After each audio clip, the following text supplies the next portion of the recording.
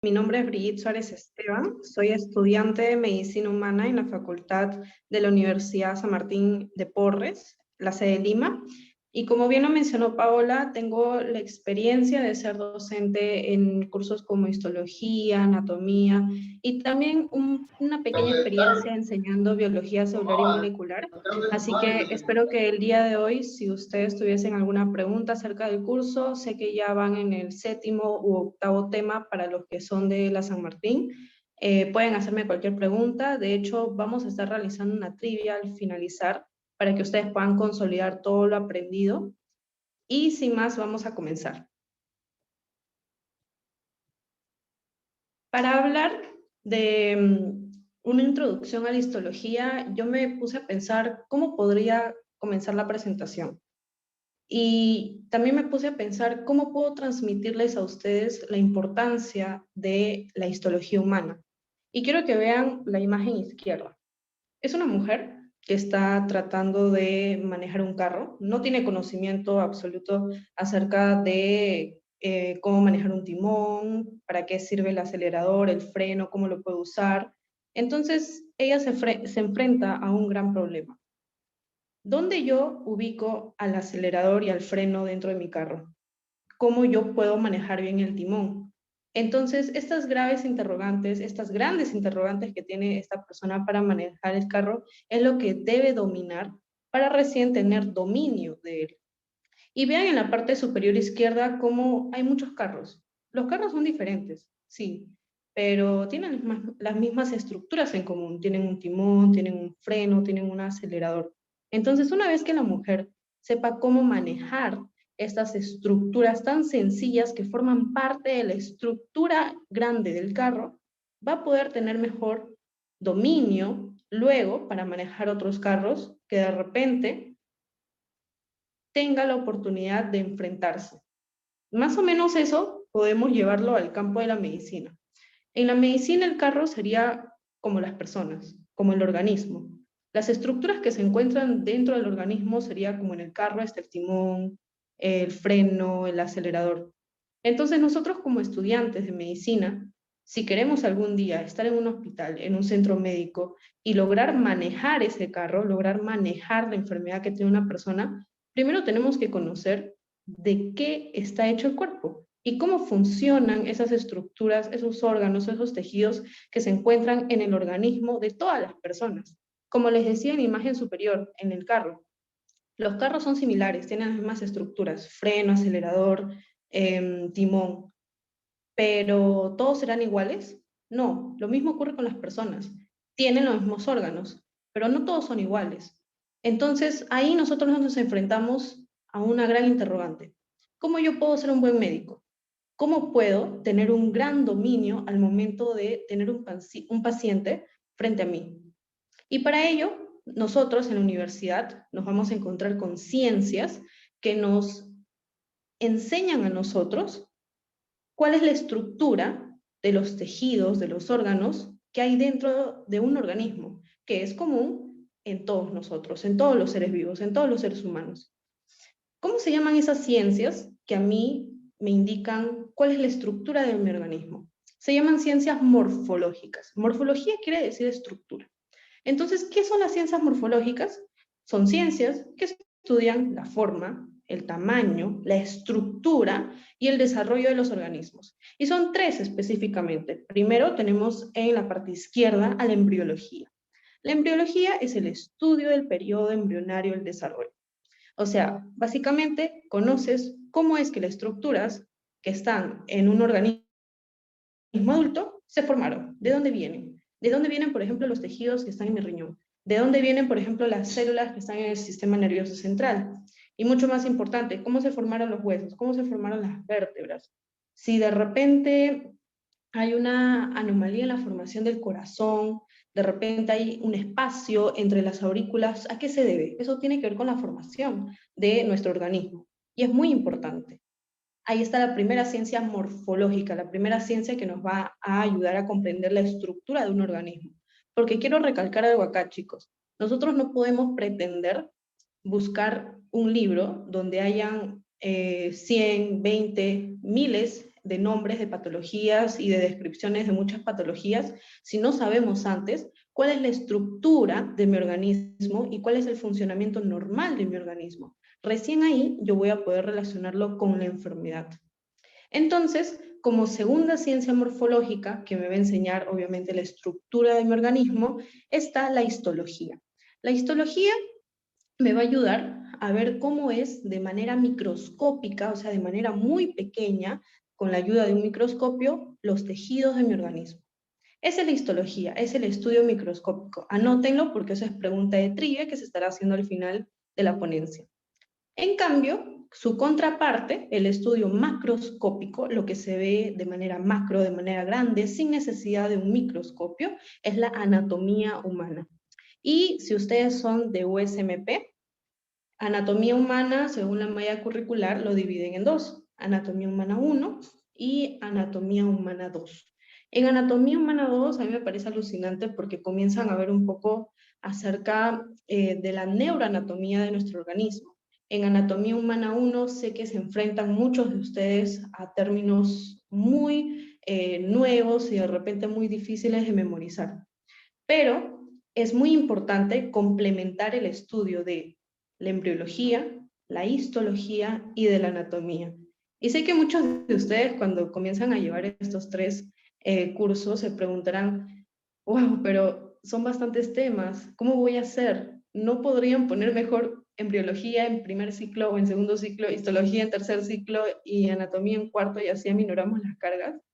No, porque por algo está el sílabo. En el sílabo ustedes se van a dar cuenta, al comparar el sílabo de los tres cursos, que se complementan. Entonces, mientras en histología tú estás aprendiendo cuáles son las estructuras que se encuentran en mi corazón, cómo se ve microscópicamente, en embriología te están enseñando, ya, pero cómo se desarrolla este tejido, de dónde viene, por qué tiene esa forma de un tubito, de una cámara y así. Entonces, es muy importante el estudio, ya saben, de primero, la estructura de mi organismo. Antes de buscar enfermedades en internet, antes de buscar, qué sé yo, muchas patologías, las descripciones, primero tengamos fijo esto. Y esto, chicos, les va a servir para histología, hablo de histología, les va a servir para muchos cursos que van a ver a futuro. Inmunología, microbiología, parasitología, ya es historia. O sea, ustedes tienen la base de histología y en microbiología nada más le van a añadir el nombre de un microbio, luego les van a decir que afecta tal tejido, ustedes ya saben cuál es su estructura, dónde se ubican, cuál es su función, luego te van a hablar acerca de los síntomas que tienen mucha relación con la función de ese tejido y listo. Es un poquito añadirle temas. ¿Me dejo entender? Yo sinceramente soy fiel creyente de que la histología es la base para tener un mejor entendimiento de los cursos que vienen en ciclos posteriores. Entonces, aquí les muestro justamente cómo se relaciona la histología con otros cursos. Por ejemplo, en parasitología, a ustedes les van a hablar acerca de amebas que se alojan en nuestro cerebro. Pero, curiosamente, en el mismo curso, en el mismo tema, te van a decir, los doctores te van a decir, esa ameba ingresa a través de nuestras fosas nasales. Pero luego te dijeron que está en tu cerebro. Entonces, ¿cómo de las fosas nasales llegan a mi cerebro? Y justamente ahí tú vas a tener que recordar tus términos histológicos, vas a tener que recordar tu curso de histología. En la parte superior de tus cavidades nasales, como estás viendo en la imagen izquierda, hay un huesito. Ese huesito, a ver, le voy a hacer un zoom. Ese huesito tiene huequitos. Y si se darán cuenta, ese hueso tiene la forma de una lámina. ¿Ok? A esa lámina se le llama lámina cribosa. El término criba significa huesos, perdón, significa huecos, ¿ok? Huecos o agujeros. Es así como a partir de esos huecos pueden ingresar los axones de las neuronas. Luego, estas neuronas, estos axones, van a captar a las amebas que están viniendo a través de tu cavidad nasal. Y es así como pueden llegar a tu cerebro. Entonces, eso lo vas a ver, si no me equivoco, en el tema de aparato respiratorio, que corresponde a la segunda parte del curso.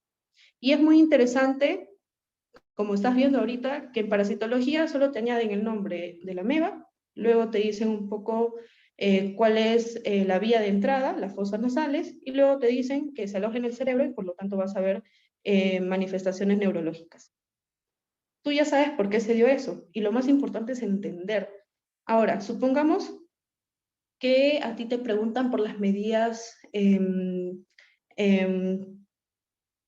a ver, ¿cómo lo decimos? Supongamos que a ti te preguntan por cuál es la muestra que tú pedirías para observar a las amebas. Tú sabes que alrededor de tu cerebro hay un líquido que se conoce como líquido cefalorraquídeo. Entonces, si las amebas llegan a tu sistema nervioso, obviamente se van a alojar también en el líquido cefalorraquídeo. Y eso lo vas a saber, eso lo vas a aprender en histología humana. ¿Me dejo entender? Entonces, es muy importante tener como base estos términos y no dejar pasar ningún tema del curso, porque todo, ten por seguro que se va a complementar en ciclos posteriores. En imagen derecha también estás observando algunas bacterias que se pueden ubicar en nuestro sistema nervioso. ¿Y cómo tú sabes o cómo tú determinas la presencia de ellas? Bueno, lo que nosotros realizamos en histología es primero obtener una muestra de tejido, realizar un corte histológico, o sea, obtener una pequeña sección de ese tejido, ya sea mediante un corte transversal, un corte vertical o un corte oblicuo, como vamos a ver más adelante. Dependiendo del tejido o de lo que queramos hacer con este corte histológico, podemos añadirle un poquito de color, un poquito de colorante, para resaltar algunas estructuras. Entonces ahí observen, por ejemplo, cómo es que se resaltan las estructuras de mis células. Estas son células, estas son células. Esas son estructuras que yo veo en mi organismo. Pero observa estas bacterias que están aquí a la mano izquierda. No forman parte de mi organismo, pero también adquirieron una tinción determinada. Entonces vean ahí cómo la histología no solo me permite observar de manera microscópica la estructura de tejidos, de órganos, de mi organismo, sino que también me permiten apreciar de manera microscópica a otros microorganismos, otros seres vivos, tales como las bacterias. ¿Para qué? Para identificarlas, para saber cuáles van a ser sus funciones y cuál va a ser su mecanismo patógeno. Entonces esto es muy importante y yo quería incidir en esto porque muchas veces cuando estamos estudiando histología nos encontramos con una gran cantidad de información, no sabemos por dónde empezar, no sabemos por dónde terminar, no sabemos qué información es la que debemos resaltar así con letras mayúsculas y en negrita, por justamente la cantidad de información que tenemos.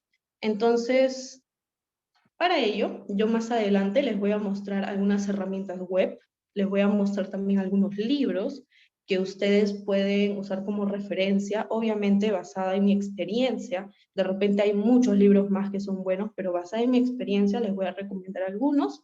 También les voy a estar pasando por ahí una pequeña dinámica para que ustedes puedan obtener una carpeta completa con los libros que yo recomiendo para estudiar histología.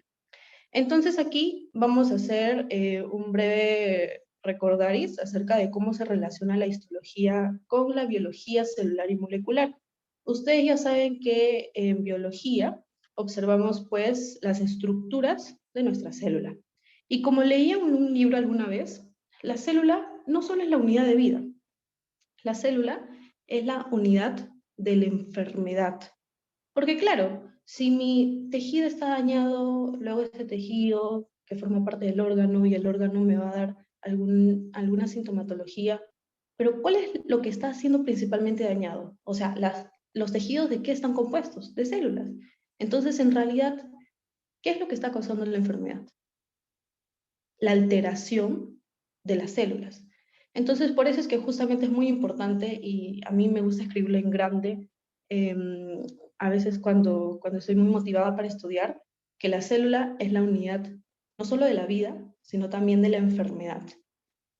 Y histología es biología 2.0, porque miren la imagen izquierda, en la imagen inferior, tenemos muchas células agrupadas, y tú lo que vas a ver en histología es el funcionamiento de los tejidos que están constituidos por células. Entonces, básicamente es biología 2.0. Obviamente que aquí has tenido que añadir coloración. ¿Por qué? ¿Por qué es importante la coloración? O sea, ¿por qué no solo agarro un poquito de tejido, lo pongo bajo el microscopio y lo veo?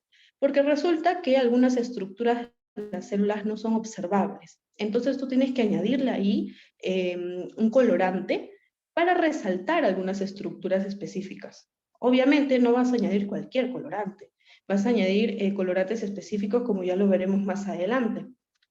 Y esto es muy importante, lo que está en el cuadro de la derecha. Vamos desde arriba hacia abajo, ¿ok? Primero tenemos a las células. ¿Qué tipos de células tenemos? Neuronas, tenemos células epiteliales, tenemos células musculares, tenemos células gliales, tenemos macrófagos. ¿Quién me puede decir en el chat cómo se llama el macrófago de nuestro hígado? A mí me gusta interactuar mucho, chicos. Por favor, es algo que siempre hago en mis clases. Así que les pregunto, ¿alguien me puede decir cómo se llaman los macrófagos de nuestro hígado? Célula de Kupffer. Exacto, células de Kupffer. ¿Alguien me puede decir cómo se llaman los macrófagos de nuestro sistema nervioso?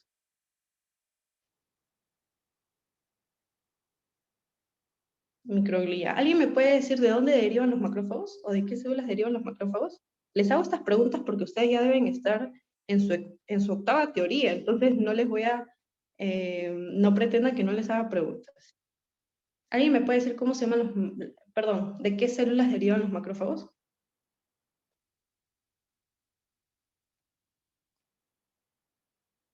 Uy, a ver.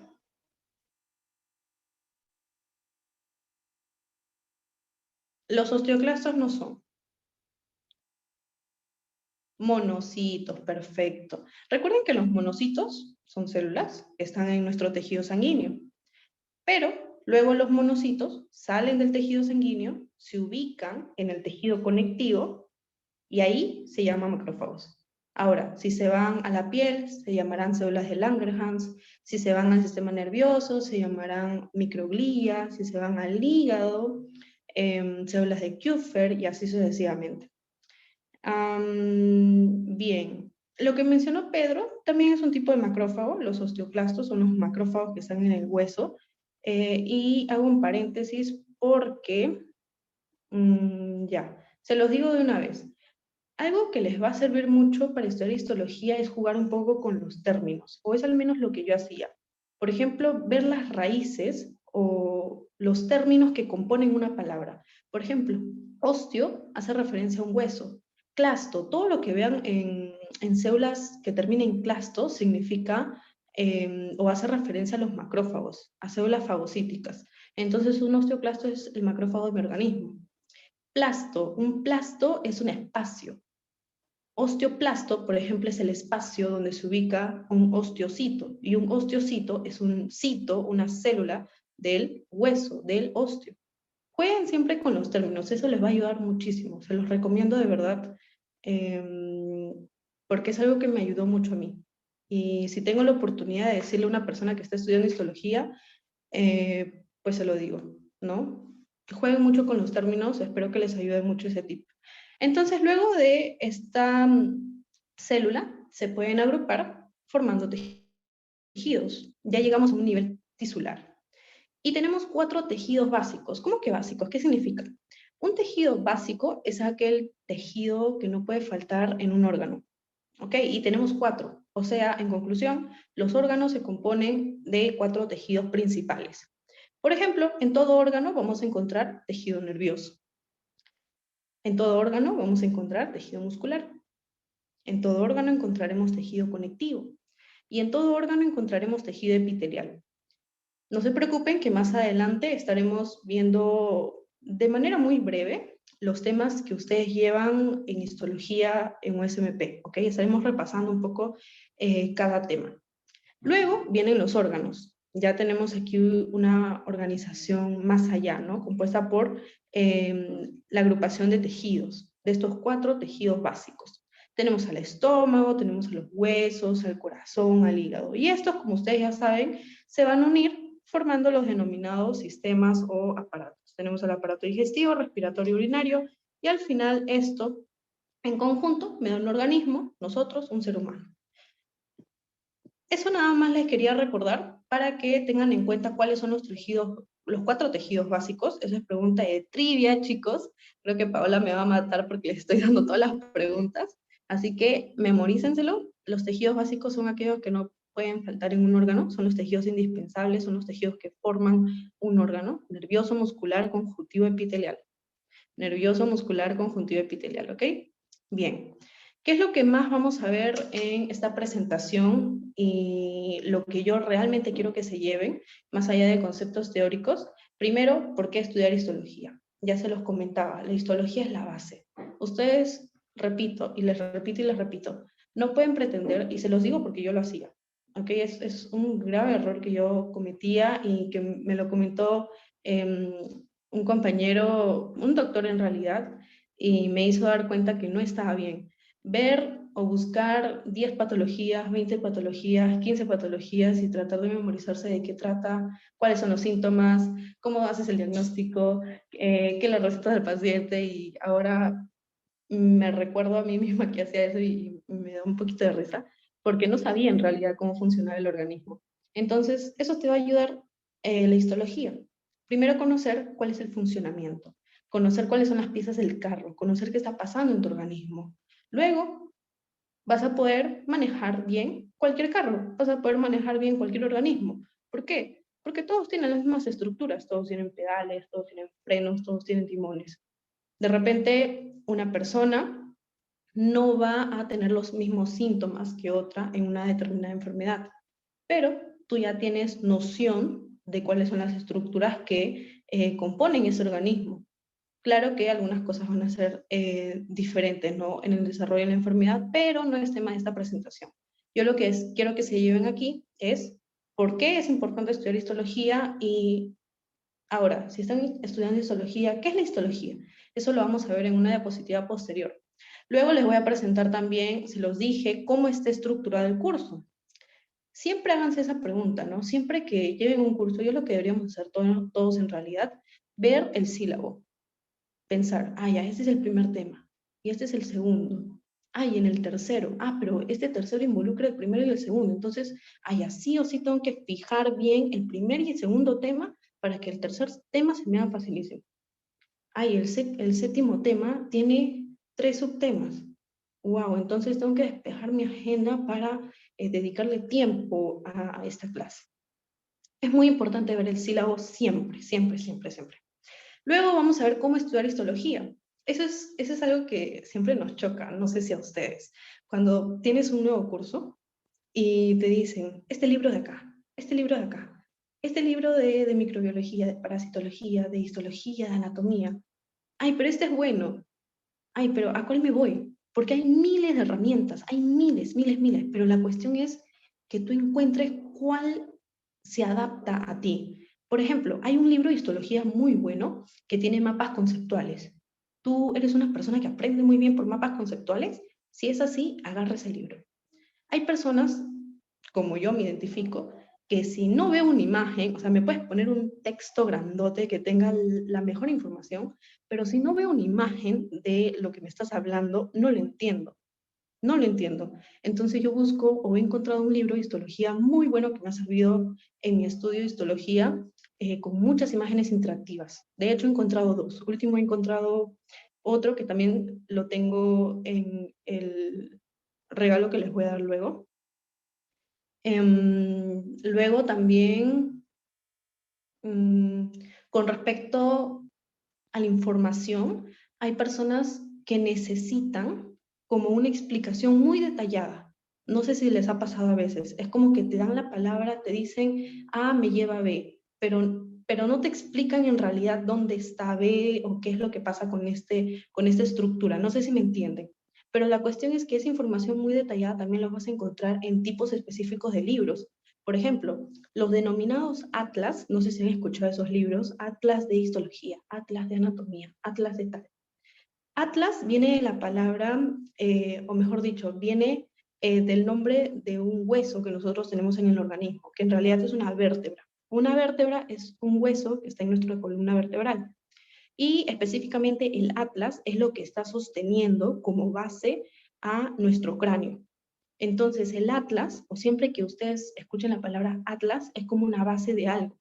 Entonces el atlas de histología, por ejemplo, ay, me olvidé el nombre del autor, pero hay un libro que se llama Atlas de Histología, que es un gran libro con mucha información que es básica para el curso de histología.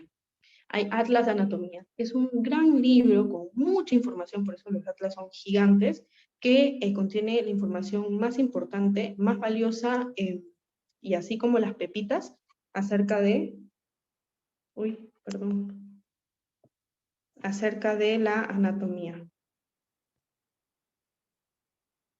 Chicos, un segundo, se dejó de compartir. Ya, entonces todo eso, como les decía, lo vamos a ver el día de hoy y comencemos por qué es la histología. Ya les estaba dando un preámbulo muy grande. La histología es la parte de la biología que estudia la composición, la estructura y las características de los tejidos orgánicos de los seres vivos. Entonces aquí tienen una pequeña imagen que de repente ustedes ya pueden reconocer, de repente lo están llevando, no sé si alguien pueda decir al chat qué tejido es este que estamos observando. Y aquí dos términos que ustedes seguramente han escuchado mucho a lo largo de estos temas que están llevando en el curso. ¿Qué es un corte histológico? Bueno, resulta que si yo quiero ver una estructura de mi organismo, quiero ver, por ejemplo, tejido hepático, quiero ver un poquito de mi piel, quiero ver de manera microscópica cómo es, primero necesito una muestra de tejido orgánico. Pero toda la muestra de tejido orgánico no. Voy a sacar un pedacito, un corte, una sección de esa muestra. Aquí, por ejemplo, lo grafico con un tubito. Ven un tubo que, por ejemplo, yo quiero sacar un corte, quiero hacer un corte de este tubito para luego observar ese corte bajo el microscopio. Eso es lo que se hace. Ese corte de una muestra biológica, de un tejido biológico, se llama corte histológico. Luego, este corte lo voy a colocar bajo el microscopio para observar. Pero como les comentaba, para yo poder observar las estructuras de un tejido, para yo poder observar las estructuras de una célula, a veces necesitamos las llamadas tinciones. Está la tinción hematoxilina eosina y muchas tinciones más que vamos a ver más adelante. Pero hay otros cortes que no necesitan tinciones. No necesitan tinciones, pero el microscopio va a ser diferente, van a ser microscopios especiales. Por ejemplo, un microscopio que a mí, o un tipo de microscopio que a mí me encanta ver los cortes histológicos, es el microscopio de contraste de fases. Es muy alucinante cómo se ven las imágenes ahí. Aquí, por ejemplo, están observando a un fibrocito próximo a ser un fibroblasto, que es un fibrocito activo, y es muy bonito ver esas imágenes. También lo pueden buscar en embriología. En embriología, las imágenes bajo el microscopio de contraste de fases son alucinantes. Tienen que verlas, la verdad. Luego también tenemos la de campo claro, la de campo oscuro, que ya un poco varían con respecto a los colores. Estos son los que no necesitan tinción, son microscopios especiales. Pero para observar algunas estructuras, como les comentaba, a veces necesitamos tipos de colorantes específicos. Hay colorantes ácidos, hay colorantes básicos, y todo eso lo vamos a aprender el día de hoy. Aquí tenemos muchos tipos de coloraciones. Vamos a comenzar primero con una coloración que es la que más se usa en histología. Y aquí se emplea como colorante a la hematoxilina y a la eosina. La hematoxilina es un colorante básico, ¿ok? Y recuerden que todo funciona en el organismo como imanes. ¿Cómo es eso? Un polo positivo atrae a un polo negativo. Un polo negativo atrae a un polo positivo. Un polo ácido o algo ácido, ¿a qué atrae? ¿Algo ácido o algo básico? Algo básico. Entonces, si yo les digo que la hematoxilina es un colorante básico, quiere decir que atrae o se une a algo ácido.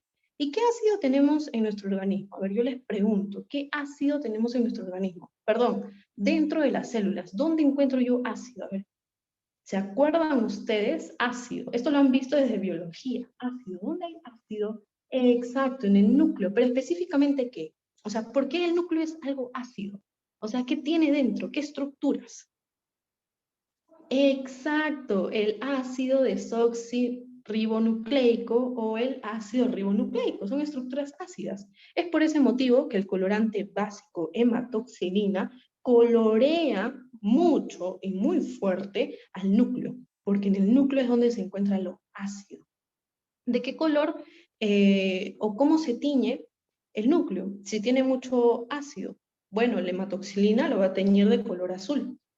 Y como pueden apreciar acá, tiñe de color azul al núcleo, a las regiones ácidas del citoplasma. Por ejemplo, a ver, les pregunto, ¿qué región será ácida del citoplasma? Recordando un poquito de biología.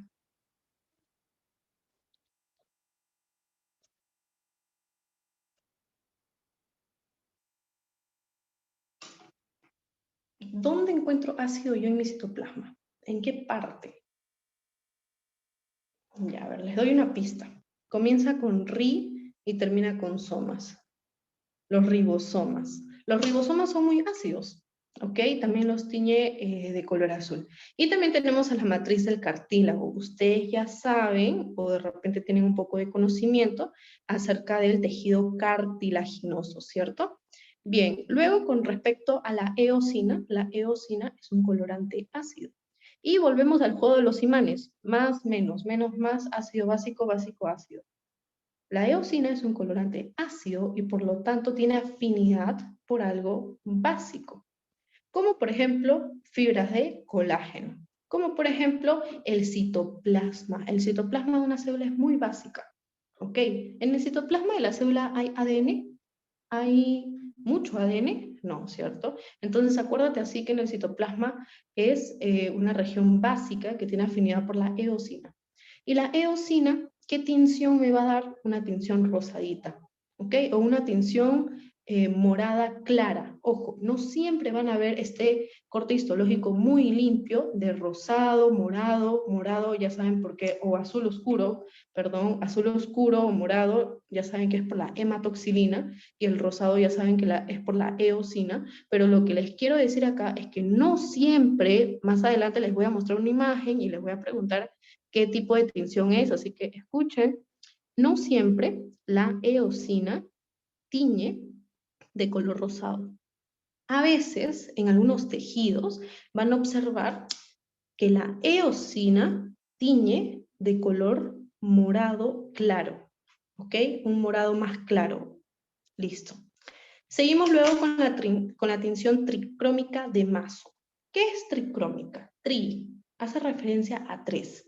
Mason, bueno, es un epónimo. Recuerden que los epónimos, ya entrando un poquito más con términos, los epónimos hacen referencia a cuando de repente una estructura tiene el nombre de su descubridor.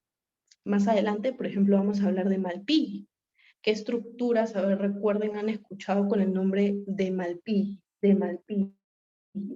¿Quién es Malpighi? Más adelante lo vamos a ver. Aquí el epónimo tricrómica de Mason hace referencia a una coloración que emplea tres colorantes. Un colorante va a ser para el núcleo. Otro colorante va a ser para el citoplasma. Y otro colorante va a ser para las fibras. Repito, un colorante que va a teñir de color azul oscuro al núcleo. Otro colorante que va a teñir de color rojo al citoplasma. Y un tercer colorante que teñe de color azul claro, siempre azul claro allá. Tricrómica de Mason. El tercer colorante tiñe el colágeno. Y el colágeno, o en general las fibras, se encuentran en el tejido conectivo. Por eso es que siempre en esta tinción de tricrómica de Mason van a encontrar azul clarito fuera de las células. ¿Ok? Como están observando en la imagen inferior, miren aquí, por ejemplo, esto que está aquí de azul claro me indica la presencia de fibras. Aquí en la imagen derecha se ve mejor. Aquí ven, por ejemplo, de color rojo al citoplasma de las células. Color rojo, un rojo tirando para naranja. De color azul oscuro, ven al núcleo de las células. ¿Ok? De color rojo al citoplasma. Recuerden. Y con respecto al azul claro, tenemos a las fibras que se ubican en el tejido conectivo, ¿cierto? Pero esta imagen de acá, la que está a la izquierda, es otra que hace referencia a la coloración de tricrómica de Mason, pero ustedes ya no ven esta coloración roja. Ya, lo que ocurre es que no siempre en todos los tejidos se llega a observar esta coloración roja del citoplasma, ¿ok? A veces es de esta forma. Yo les voy a presentar más adelante un corte histológico, les voy a presentar una imagen y les voy a preguntar qué tipo de tinción es, qué tipo de coloración es, ¿ok? Entonces dense cuenta aquí, tricrómica de Mason, a la derecha, 3 colores. Si yo observo siempre el azul oscuro, perdón, si yo observo siempre el azul claro, fibras, ¿ok? Miren ese azul muy clarito, casi tirando para celeste. Luego vamos a hablar acerca de la tinción elástica, que es para las fibras elásticas, que se tiñen de un color azul oscuro o ya tirando para morado. En la imagen superior derecha están observando un tipo de tejido conectivo, específicamente al tejido cartilaginoso. Perdón, claro, un tipo de tejido cartilaginoso. Y en la imagen inferior derecha están observando a una tinción argéntica. Aquí usamos a la plata para que se adhiera a estas fibras y adquiera esta coloración muy específica. Recuerden que las fibras reticulares tienen un aspecto de malla. ¿Cómo es una malla? Una malla es así, ¿cierto?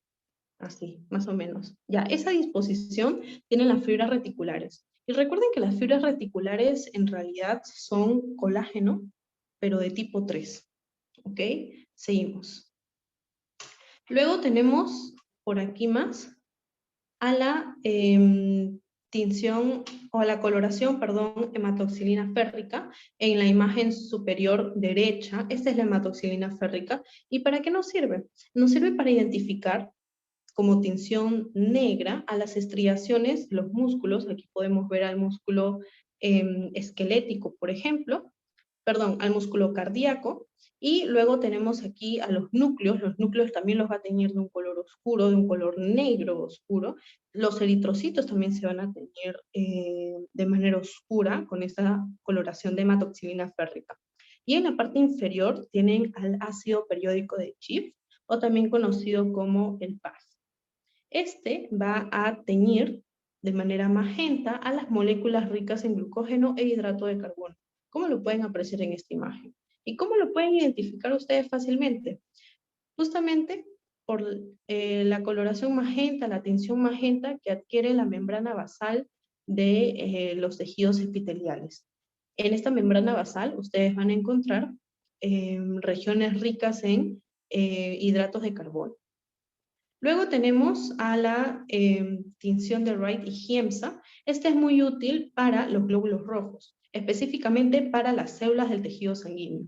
Los glóbulos rojos, como pueden apreciar en este corte histológico, se van a apreciar de color rosado. Aquí pueden apreciar también a los núcleos de los glóbulos blancos de color más oscuro, el citoplasma bien claro. Y recuerden que en este caso, por ejemplo, ya lo habrán visto seguramente en sus sesiones de práctica, para ustedes ver a las células sanguíneas, primero tienen aquí a su portaobjetos, ¿cierto? Luego van a colocar una gotita de sangre, que es esto de acá. Mejor que lo coloco de color rojo. Aquí está la gotita de sangre. Ustedes lo que van a hacer es, con otro portaobjetos, van a extender la sangre, de manera que las células queden separadas. Hay ocasiones en las que en el laboratorio no se hace bien esta práctica, o sea, no se hace bien el extendido de la sangre, no se hace bien el flotis, y por lo tanto, al microscopio se van a observar las células sanguíneas muy juntitas. Y eso no nos sirve. No nos sirve ver a las células sanguíneas muy juntitas, ¿ok? Ahora, otro motivo por el cual no nos sirve las células sanguíneas muy juntas, por el tema de las bacterias o de los parásitos hemáticos. Los parásitos hemáticos son parásitos que están paseándose o están en la sangre. Entonces, un parásito, como es muy chiquitito, bueno, dependiendo de qué tipo de parásito sea, si las células sanguíneas están muy juntitas, entonces el parásito no se deja ver. Y nosotros queremos buscar al parásito. Es por ese motivo que el extendido de la sangre, de esa gota de sangre en el portaobjetos, tiene que realizarse de una buena forma, para que podamos realizar bien el estudio histológico. ¿Ok? Entonces, ¿cómo ustedes pueden llegar a ver claramente las estructuras de un corte? Porque yo sé que muchas veces se suelen topar con una imagen y dicen, wow, no entiendo. de dónde salió esto o qué tipo de corte es. Para eso es muy importante que ustedes tengan en cuenta y siempre busquen en las imágenes de los libros de qué tipo de corte se trata. Se trata de un corte histológico transversal, o sea, transversal significa horizontal. ¿Se trata de un corte histológico transversal, o sea, de esa manera, horizontal, o se trata de un corte histológico oblicuo, o se trata de un corte histológico vertical? Dependiendo del corte que se haga, son las estructuras que se van a ver. Entonces, de repente tú ves en una imagen esto, pero de repente en otra imagen ya no ves mucho las células, sino solo ves el tejido conectivo. Eso de repente es porque se ha hecho un corte vertical de repente. Entonces tú te confundes y sueles decir, pero no es el mismo tejido, es otro de repente. ¿Me entiendes? Entonces, para ello te van a ayudar mucho los cortes. ¿Y dónde lo vas a encontrar? En sitios web hay un microscopio virtual que más adelante te voy a mostrar cuál es y cómo puedes practicar tú observando los tejidos. Y también con respecto a los libros. En los libros tú vas a encontrar muchos cortes histológicos y en esos cortes histológicos tú vas a poder identificar cuáles son las estructuras. Y recuerda también ver en la parte baja de una imagen de un libro de qué tipo de corte se trata. ¿Es horizontal, vertical, oblicuo? Eso es muy importante. Y aquí es lo que les preguntaba, o lo que les decía más bien, que traten de fijar. Les voy a dar un minuto de repente para que vean las imágenes, para que se familiaricen con ellas, y quiero que me digan primero cuál es la coloración que se empleó en el corte histológico derecho. Los leo.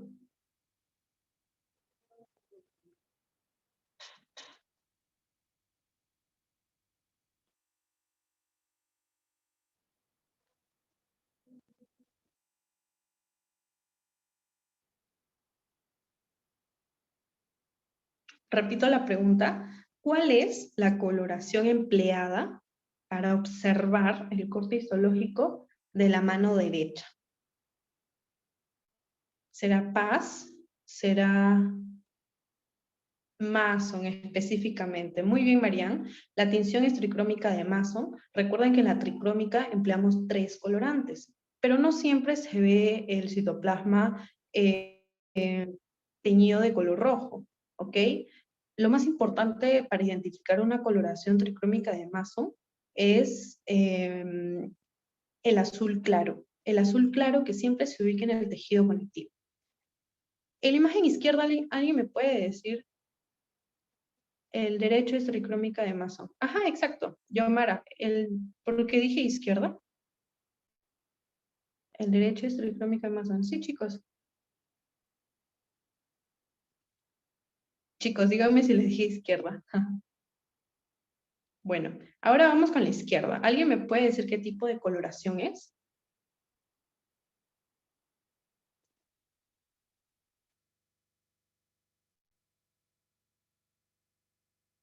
¿Qué tipo de coloración estoy observando en el corte histológico de la izquierda?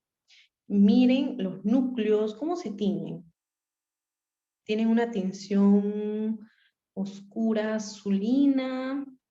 El citoplasma en ocasiones va a ser rosado, en ocasiones va a ser morado claro, como quien dice, tirando para el mismo color del núcleo.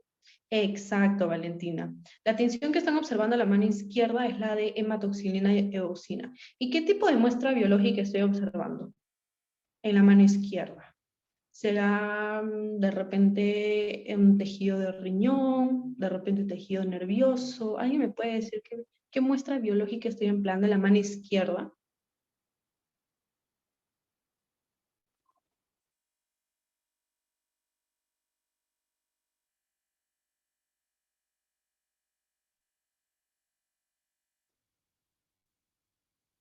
No se preocupen, chicos, yo los ayudo.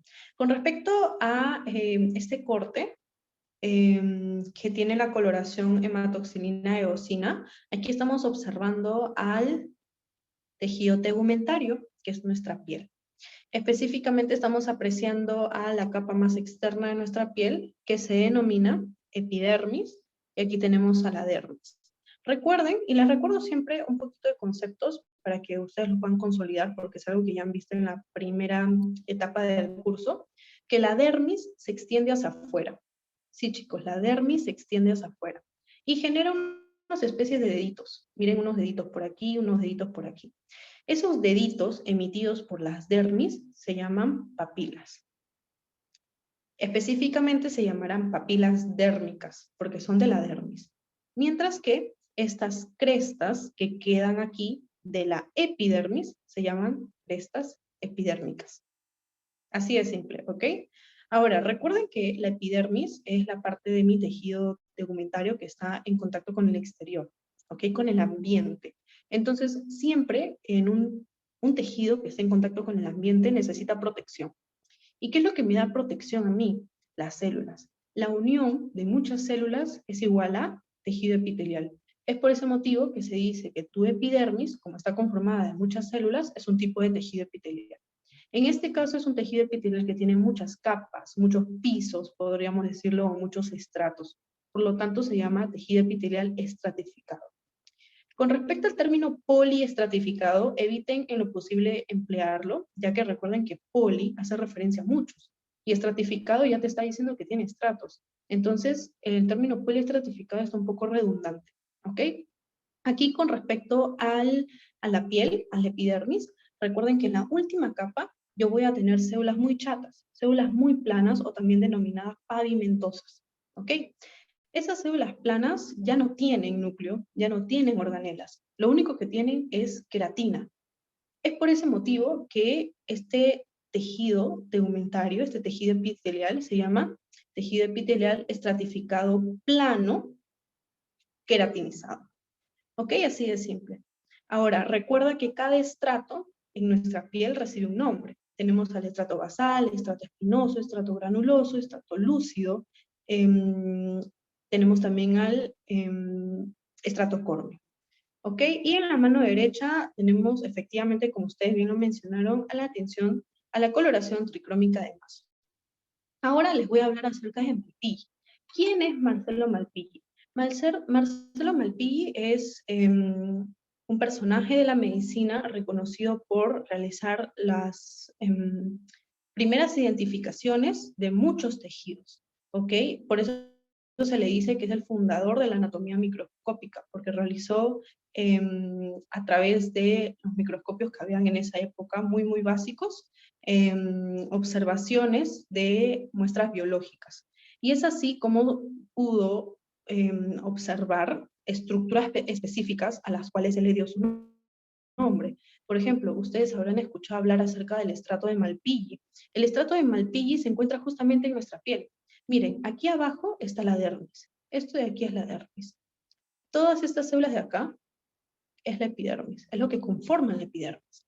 Les comentaba también que la epidermis tiene capas, tiene estratos. El estrato más bajo, ya les decía que es el estrato basal, y luego sigue un estrato que pareciera que tiene espinas.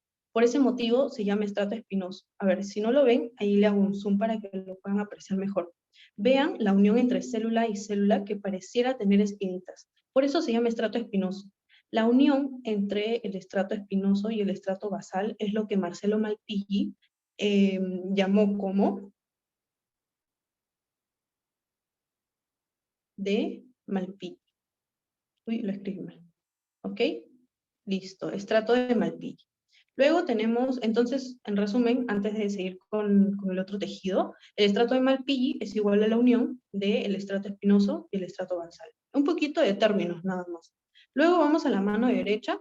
En la mano derecha están viendo un corte vertical del riñón, y ahí pueden apreciar las estructuras contenidas en él. Por ejemplo, tenemos estas pirámides que tienen una base superior y un vértice inferior. Estas pirámides, como son del riñón, se denominan simplemente pirámides renales, o pirámide renal, en singular. Pero estas pirámides fueron observadas y examinadas o catalogadas primero por Marcelo Malpighi. Es por ese motivo que estas pirámides también se las conoce como pirámides de Malpighi. Entonces así vamos a encontrar en nuestro organismo muchas estructuras cuyos nombres en realidad son epónimos, o sea que tienen el nombre de su descubridor. así como fue Marcelo Malpighi el fundador de esta anatomía microscópica, que en otras palabras es ahora la llamada histología. En la mano izquierda, lo único que les quise poner como imagen es graficar mejor a las papilas y a las crestas. ¿Alguien me puede decir si existe una papila epidérmica?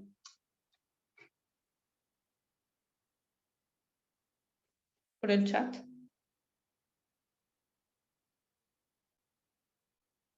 En la piel tenemos papilas epidérmicas, ¿verdadero o falso?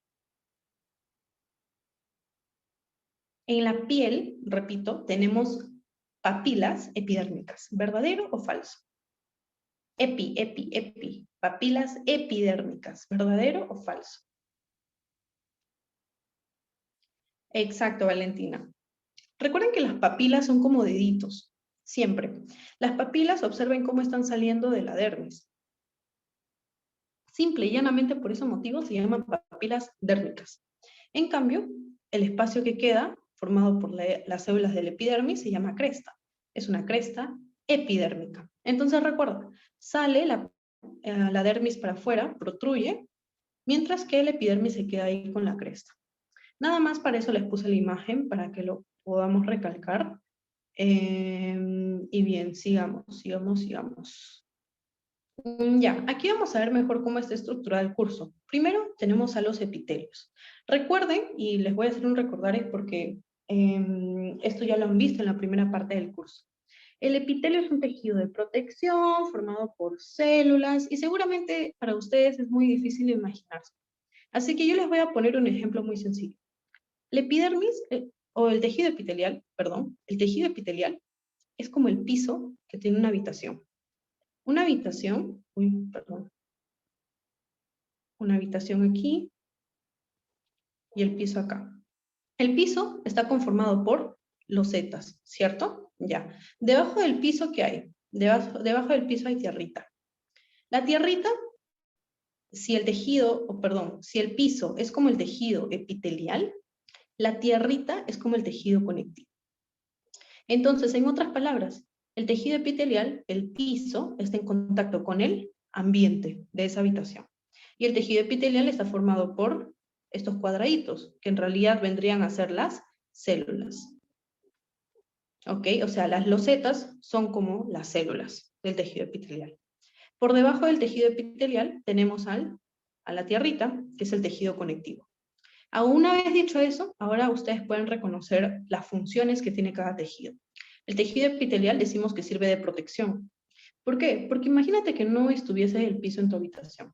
Pues tú fácilmente podrías tocar, podrías pisar a la tierra. Es por ese motivo que está ahí el piso, tienes protección. Esa es la principal función del tejido epitelial. Ya les comentaba también que un tipo de tejido epitelial lo encontramos en nuestra piel. En nuestra piel, la epidermis es un tejido epitelial que está en contacto con el exterior. Es por ese motivo que la piel, específicamente mediante su epidermis, tiene la función de protección. Mientras que debajo tenemos al tejido conectivo. El tejido conectivo, ¿cuál es su función? ¿Cuál cree? Yo les pregunto, ¿qué pasa si no hay tierrita debajo del piso, de un primer piso de una casa? El piso, las losetas, se caerían porque no hay tierra debajo. ¿Me dejo entender? Entonces, si mi tejido de protección se cae, ¿a qué se debe que se cae? A la ausencia de la tierra. Entonces, ¿cuál es la función de la tierra? La función de la tierra, la función del tejido conectivo que está debajo del tejido epitelial, es de sostén. Sostén, así, sostén, ¿ok? ¿Y cuáles son los componentes del tejido conectivo? ¿Por qué sirve de sostén? Bueno, resulta que el tejido, sostén o soporte, ¿ok? Aquí mejor lo pongo así. ¿Cuáles son los componentes entonces? Principalmente células y todo lo que está fuera de las células, que se llama matriz extracelular. Y dentro de la matriz extracelular ustedes van a tener a fibras y a una sustancia fundamental. Y se los voy a colocar aquí para que lo puedan apreciar mejor, porque yo sé que todo entra por los ojos. Y aquí les voy a mostrar una pequeña imagen del tejido conectivo y del tejido epitelio. Miren, aquí lo pueden apreciar. Aquí está el piso en la parte derecha, ¿ok? Todas estas células son el piso, son el tejido epitelial. Por debajo, tejido conectivo, células más todo lo que está fuera de las células que se llama matriz extracelular. Si lo quieren ver de manera real, quieren ver una imagen real, aquí se los presento. Miren, todo lo que está, voy a ver, denme un momento. Todo lo que tiene esta forma circular, bien redondeada, son las células. Aquí está su núcleo teñido oscuro.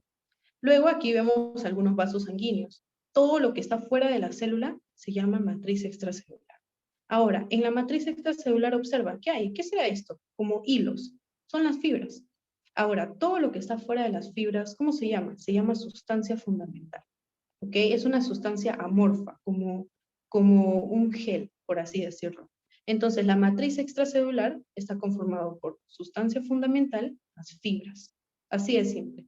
Ahora, observa, como te decía, cómo en este tejido conectivo están pasando vasos sanguíneos, están pasando capilares. También, por supuesto, van a pasar vasos linfáticos, ¿ok? Que van a transportar, perdón, a la linfa. Y en esta imagen también lo grafican. Aquí está el tejido conectivo, por donde están pasando vasos sanguíneos y linfáticos. Bien, el tercer tema, si no me equivoco, a ver, ¿dónde está?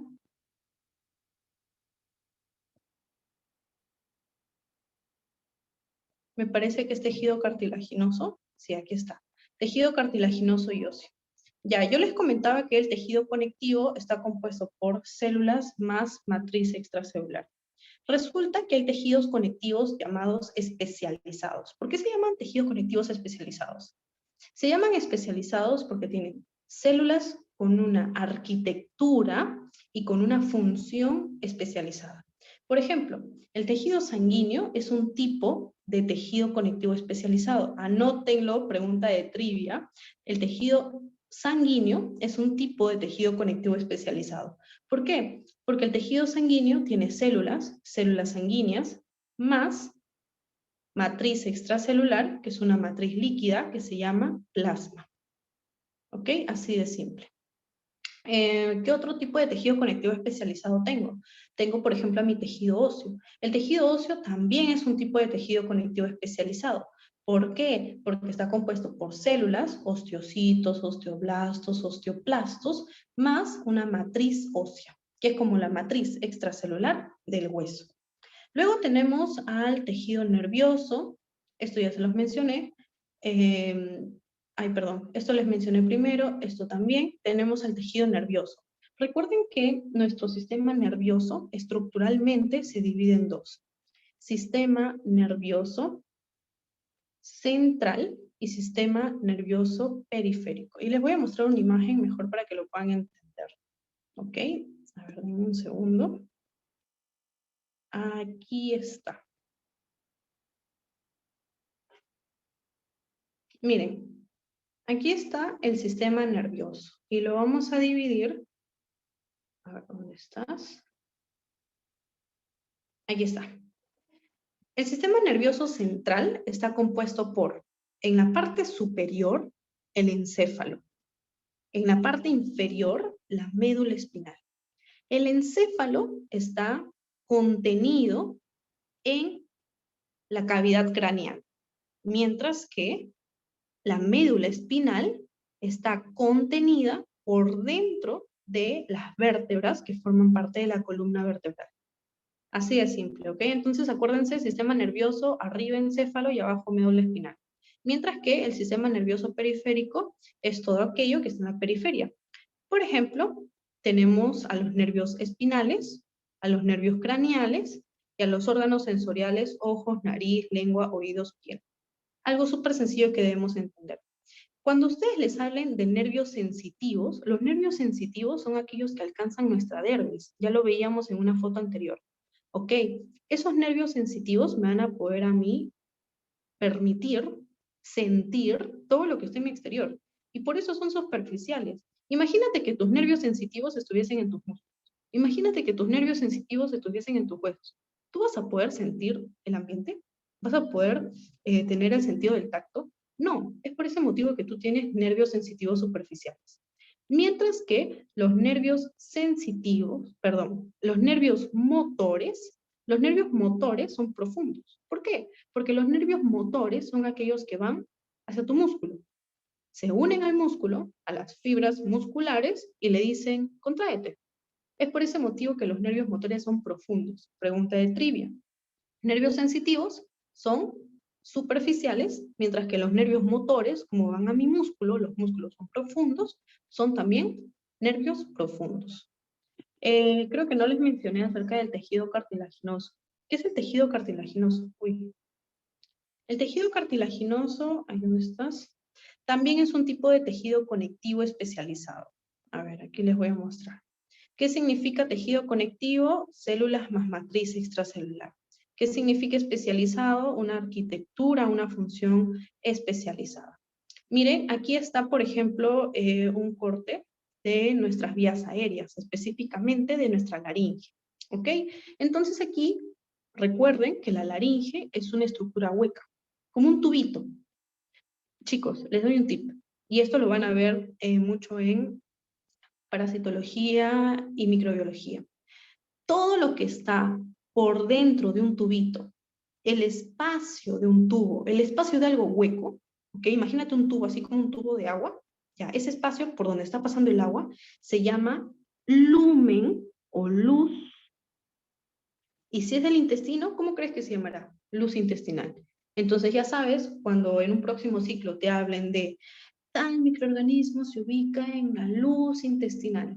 Ah, ya sabes que es el espacio comprendido en ese tubito que es el intestino. Luego, debajo del epitelio, ¿qué tenemos? ¿Cuál es eso que tiene que estar debajo de mi piso formado por losetas? ¿Qué es ese tejido de soporte? ¿Cuál es? Es el tejido conectivo. Aquí está el tejido conectivo. ¿Y cómo puedes identificarlo también? Por la presencia de pocas células. Las células están separadas, ¿ok? En el tejido conectivo. ¿Cómo sabes que son las células? Porque los núcleos adquieren una tinción oscura.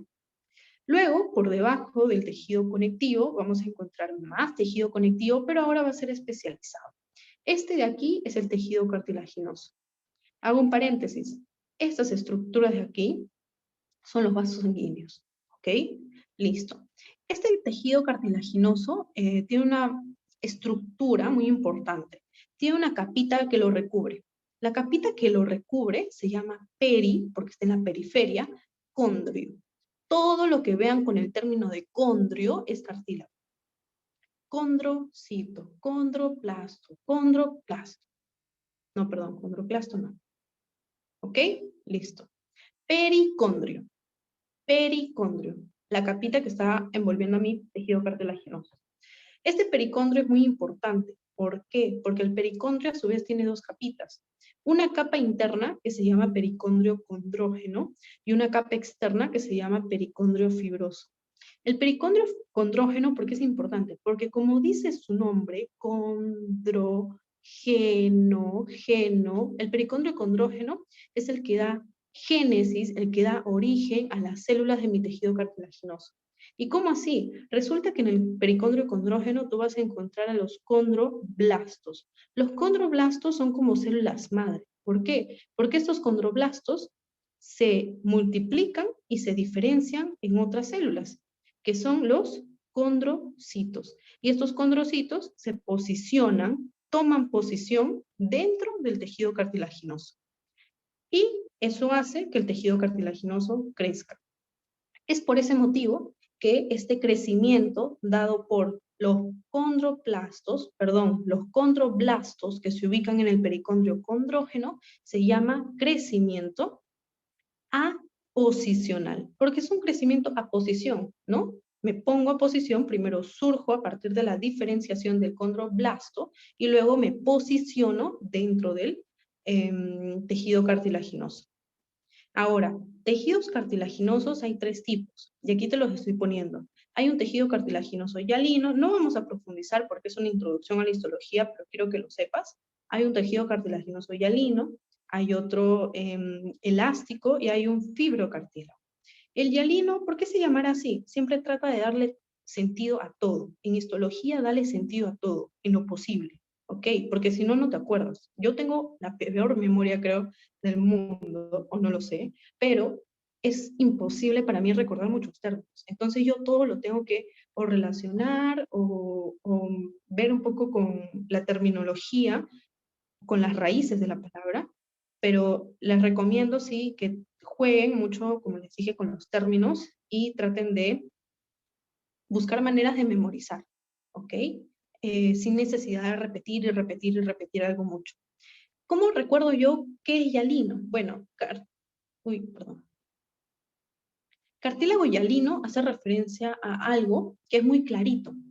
Y en este caso el cartílago hialino se llama así porque la matriz extracelular, o sea, lo que está por fuera de las células, es muy clarita, como pueden apreciar aquí, ¿ok? En mi imagen. Aquí también observen cómo por fuera de las células, estas son las células, estas son las células, célula, el tejido, perdón, la matriz extracelular es muy clarita. La matriz extracelular del tejido cartilaginoso, chicos, también se llama matriz cartilaginosa.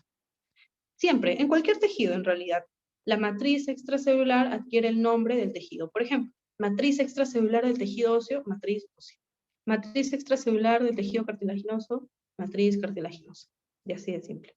En el plasma, obviamente ya no se llama matriz sanguínea, ¿no? Se llama plasma. Perdón, en el caso del tejido sanguíneo ya no se llama matriz sanguínea, sino que se llama plasma. ¿Ok? Listo. También tienen al tejido elástico. Aquí, por ejemplo, están viendo esa tinción de las fibras elásticas que las tiñe de color morado o azul oscuro, también se dice. ¿Ok? Eso nada más les quería acotar para que lo tengan en cuenta. Chicos, histología no es un curso solo con el que puedas, qué sé yo, aprender acerca de las patologías, sino que es un curso que en realidad te enseña más sobre tu cuerpo. Por ejemplo, agarra ahorita tu mano. Trata de estirar la pielcita de tu mano, así como en esta imagen. Tú le estiras la pielcita, pero regresa a su forma. ¿Por qué es eso? ¿Alguna vez te has preguntado por qué mi piel regresa a su forma? Y si eso está ausente, mi piel ya no regresaría a su forma entonces. Resulta que en nuestra piel nosotros tenemos abundante colágeno, específicamente en el tejido conectivo. Ustedes ya saben, la piel se divide en epidermis, dermis, hipodermis. En la dermis, que es tejido conectivo, vamos a encontrar abundantes fibras colágenas. Las fibras colágenas son muy importantes. ¿Por qué? Porque si tú estiras la piel, las fibras colágenas se oponen a ese estiramiento. Y es así, es por ese motivo que tu piel no es muy estirable. ¿Ok? Me dejo entender, no es muy extensible, mejor dicho. Porque el colágeno ahí está actuando, está reteniendo, está actuando. A esa fuerza opuesta a la de estiración se llama fuerza de tracción. Entonces decimos que el colágeno se encarga o tiene una fuerza de tracción, ¿ok? Tiene una fuerza contraria a la del estiramiento. Este es el estiramiento. Aquí debería estar el colágeno y debería oponerse. Fuerza de tracción. Pero ¿qué es lo que pasa? Hay una patología que se llama síndrome de Ehlers-Danlos. En esta patología lo que ocurre, y miren, muy bonito entender esto, que están ausentes las fibras colágenas debido a un defecto en su síntesis. Es por ese motivo que como ya no tenemos las fibras colágenas adecuadas, nuestra piel ya no puede retener o ya no puede tener una fuerza contraria a la del estiramiento. Es por ese motivo que si tú estiras tu piel, ya no regresa a su forma original, como lo debería ser. La piel de estas personas con este síndrome es hiperextensible. ¿Y cómo serán sus articulaciones? En las articulaciones también tenemos mucho colágeno. Yo te pregunto, ¿podrás llevar tu hombro hasta atrás, hasta tocar, qué sé yo, de repente la parte más baja de tu espalda? No, porque resulta que en la articulación del hombro hay fibras colágenas y esas fibras colágenas se oponen a ese movimiento que tú estás realizando. Entonces, como las fibras colágenas están ahí, limitan el movimiento, limitan la extensión. Pero ¿qué es lo que pasa si en este síndrome las fibras de colágeno están defectuosas? ¿Ok? ¿Qué es lo que pasa? tus articulaciones se van a hipermover. Va a haber una aquí lo escribí creo, hipermotilidad articular. O sea, las articulaciones básicamente no tienen límite de movimiento, no tienen rango. ¿Me dejo entender? Y miren, eso lo hemos entendido simplemente sabiendo la función de un compuesto, como es el colágeno, que se ubica en el tejido conectivo de mi dermis. ¿Ok? Vamos a seguir con la presentación. Denme un segundo.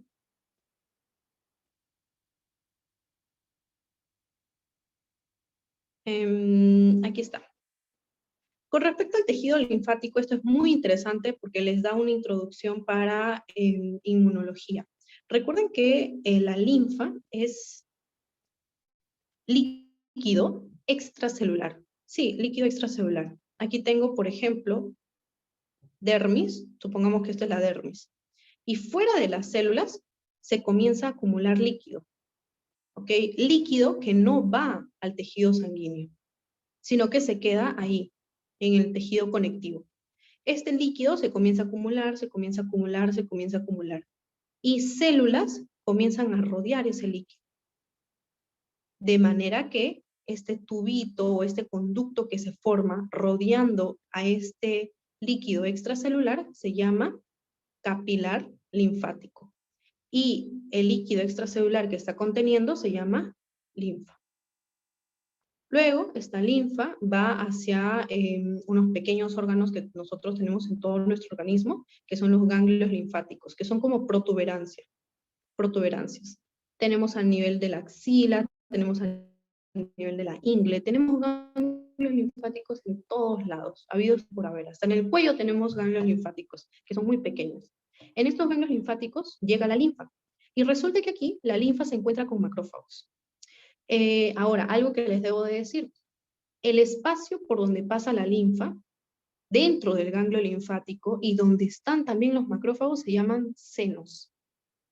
Senos, así, S-E-N-O-S.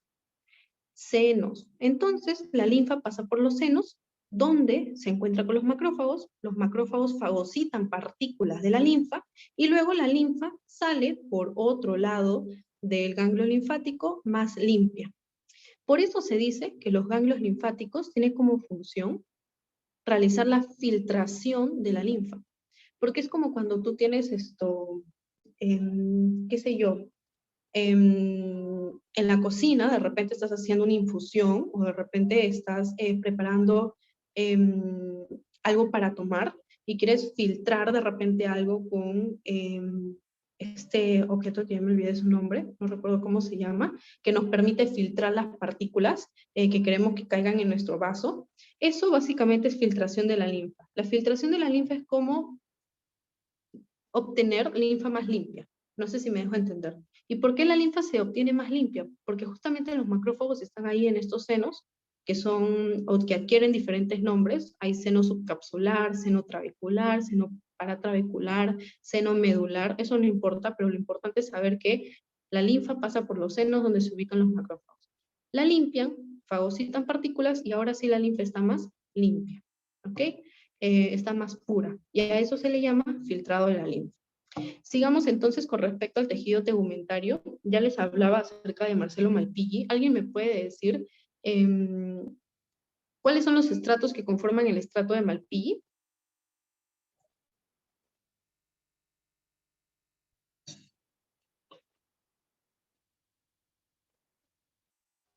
Estrato basal y espinoso, exacto. Entonces, sigamos. En la segunda parte de la clase, en la segunda parte de su curso, ustedes van a hablar acerca del sistema endocrino. El sistema endocrino es muy importante y justamente este primer tema de la segunda parte del curso está relacionado con el primer tema del curso. Y aquí lo van a ver, es alucinante la verdad, cómo se une todo. Por eso yo siempre les digo, vean el sílabo de sus cursos, y aquí lo tengo. Con respecto al sistema endocrino, pregúntense, ¿cómo se desarrollan las glándulas endocrinas? Primero, ¿qué es una glándula? Recuerda aquí que está el tejido epitelial, formado por células. Estas células se van a comenzar a invaginar poco a poco. De manera que En un caso se puede dar que la invaginación se separa del tejido epitelial. Esta invaginación de células, este conjunto, se ubica ahora en el tejido conectivo, lo que está debajo de soporte del tejido epitelial. Ahí, en el tejido conectivo, este conjunto se ve rodeado por vasos sanguíneos. Este conjunto de células va a comenzar a secretar moléculas que se van a dirigir hacia adentro de los vasos sanguíneos. Esas moléculas se llaman hormonas y ese conjunto de células se llama glándula. Entonces, esta glándula se llama glándula endocrina. ¿Por qué? Porque secreta hormonas. Mientras que a la mano derecha tenemos la invaginación del tejido epitelial, pero que no se separa. Como no se separa, queda un conducto.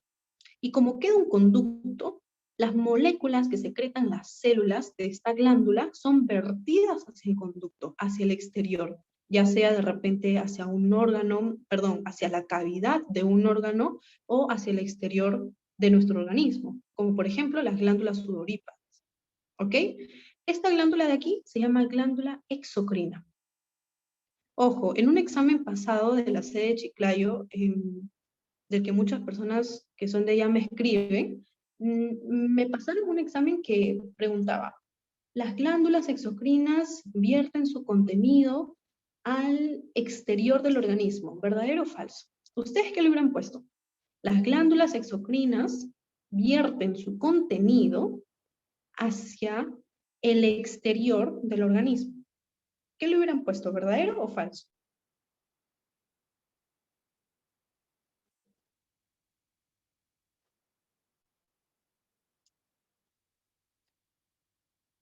¿Qué le hubieran puesto esa pregunta? A ver. Las glándulas exocrinas vierten su contenido al exterior del organismo. Bueno, les comento que esa oración es falsa. ¿Por qué? Porque como les comentaba, no solo vierten su contenido hacia el exterior del organismo.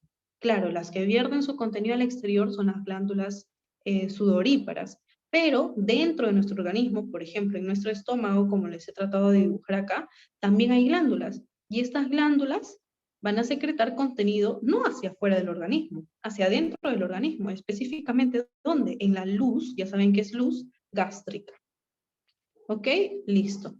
Y también, por supuesto, tenemos otras glándulas en otros órganos que no necesariamente vierten su contenido al exterior del organismo. Bien, chicos, sigamos. Ya no quiero hacer más larga esta reunión. Yo siempre me explayo mucho, lo siento. Sigamos, sigamos.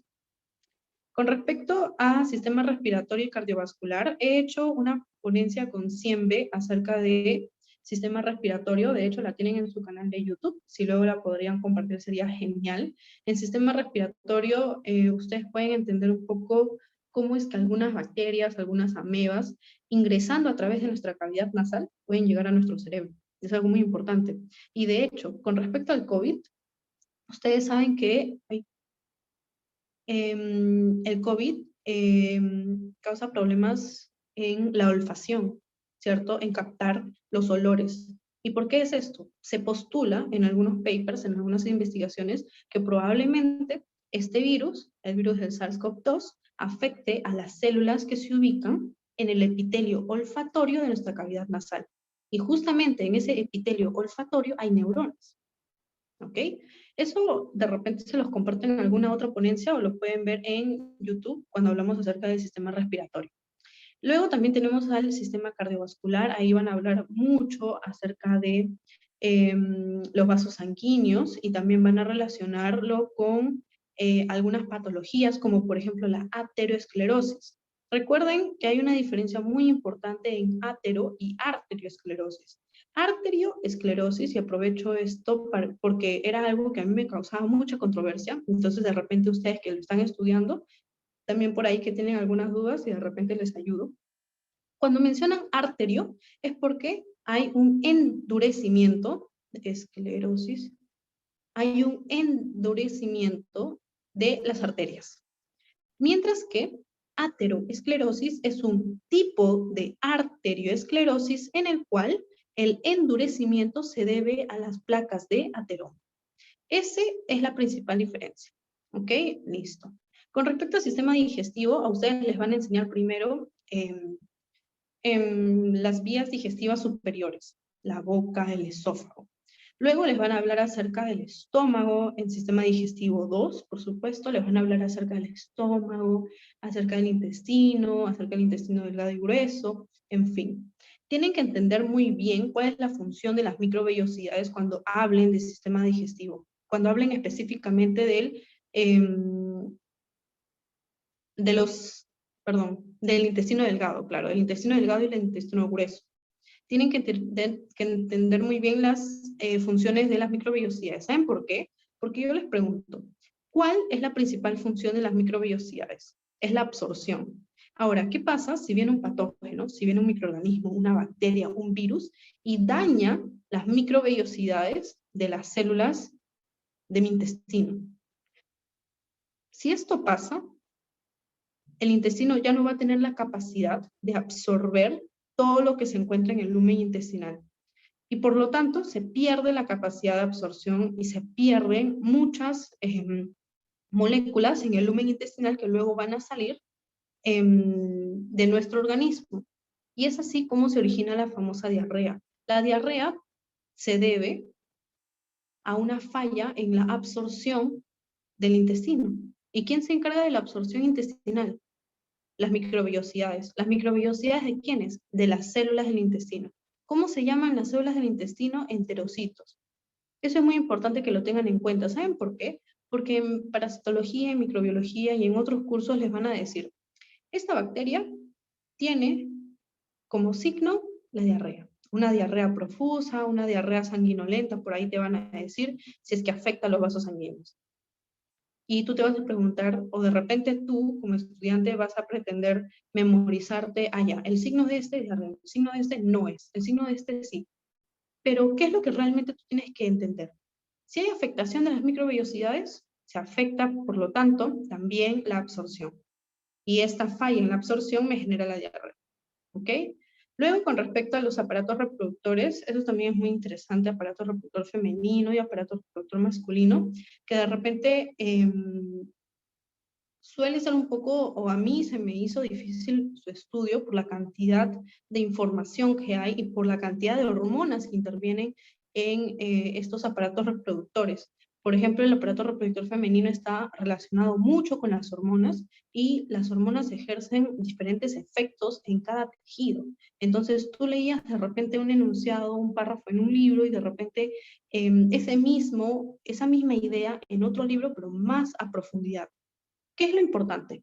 Entender hasta la última molécula que se modifica o entender qué es lo que está pasando en tu organismo para luego aplicarlo en el ámbito médico. Lo más importante es saber, no todo, sino lo más esencial. No todo, sino lo más rentable. No todo, sino lo que te va a servir para comprender una patología. Porque al final, ¿de qué te sirve saber todos los mecanismos bioquímicos de la célula si no vas a ser bioquímico? Si no vas a ir por esa rama, si lo único que de repente nos deberíamos enfocar es comprender de manera global a nuestro organismo. ¿Me dejo entender?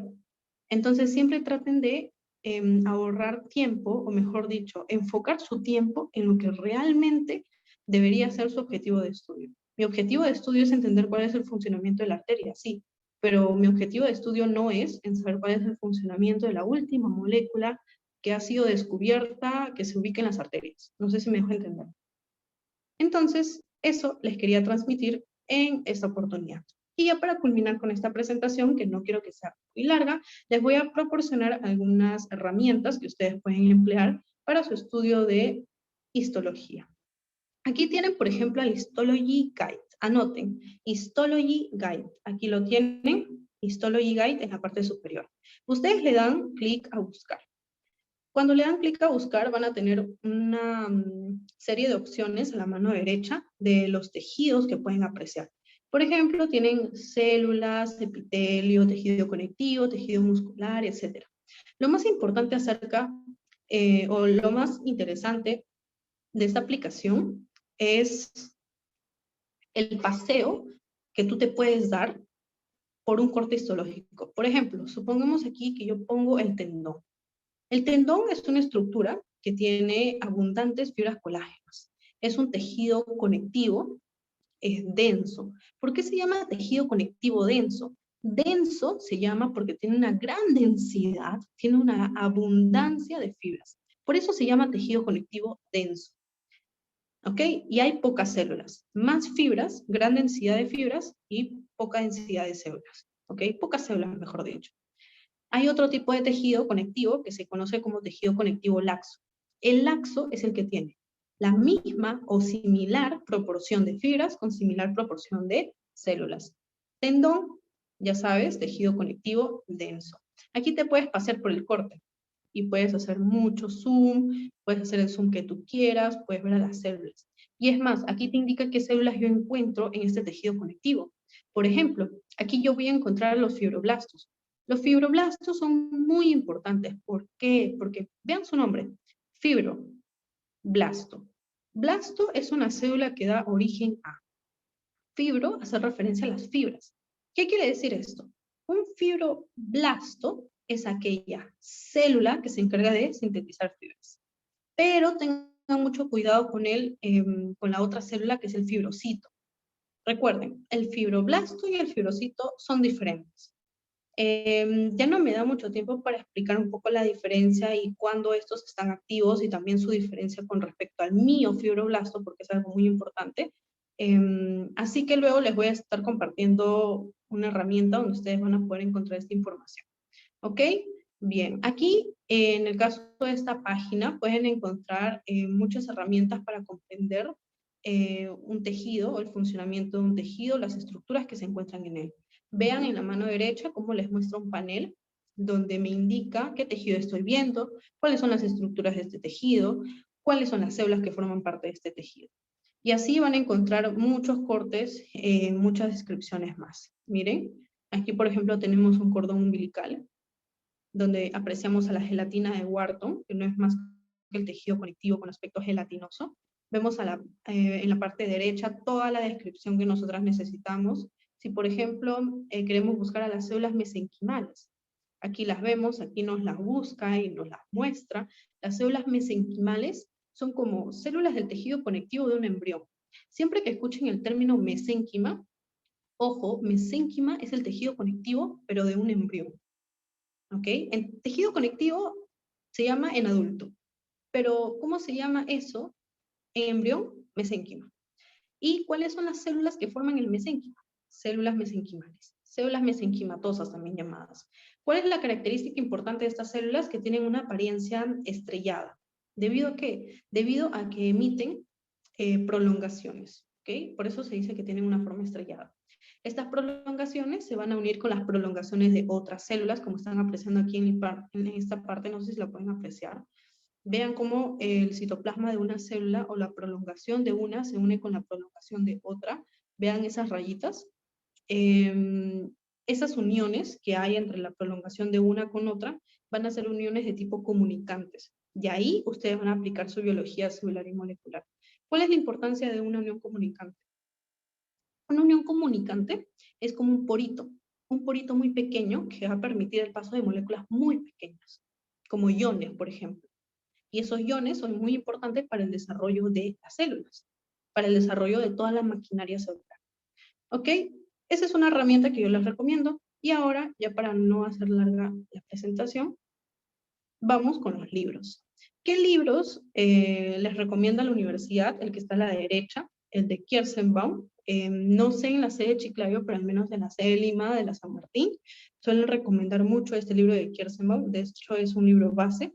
Y aquí ustedes van a encontrar una gran cantidad de información, pero siendo sincera, no da el tiempo de leer 40 páginas de un solo tema, solo una semana y solo de un curso.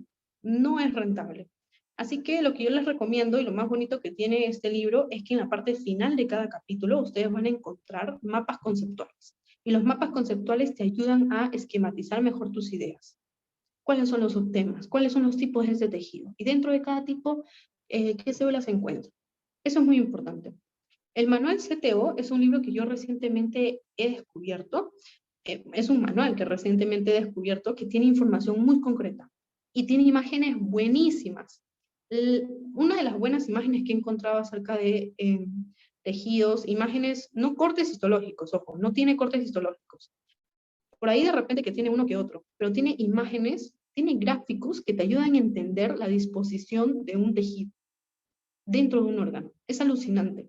Por ejemplo, el glomérulo, la cápsula de Bowman, son estructuras que al principio yo no entendía. No entendía cuál era su disposición. Y cuando tú ves las imágenes, o sea, ya vas descubriendo cómo es que se disponen las células, cómo es que se encuentra tal estructura en el espacio. Y es muy bonito. Y este manual tiene imágenes muy, pero muy buenas. Con respecto al Gardner, el Gardner es el libro que más utilicé yo para entender histología.